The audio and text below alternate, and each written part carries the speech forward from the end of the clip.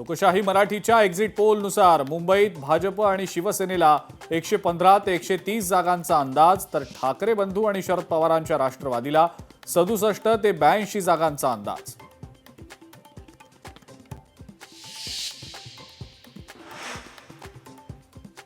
तब्बल 20 वर्षांनंतर एकत्र मैदानात उतरलेल्या ठाकरे बंधूंना 67 ते 82 जागा मिळण्याचा लोकशाही मराठी रुद्रच्या एक्झिट पोलचा अंदाज.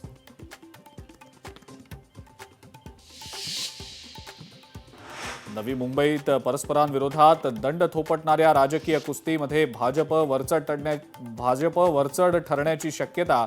लोकशाही मराठीच्या एक्झिट पोलमध्ये भाजप नवी मुंबईत मोठा पक्ष ठरण्याची शक्यता.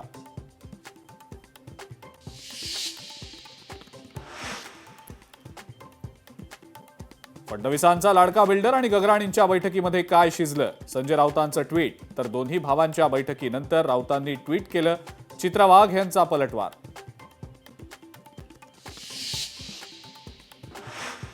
पुण्यामध्ये स्वतंत्र लढणाऱ्या पवारांच्या राष्ट्रवादीला दणका. भाजप पुण्यात 100 गाठताना तर अजित पवारांची राष्ट्रवादी 40च्या घरात. लोकशाही मराठीचा एक्झिट पोल.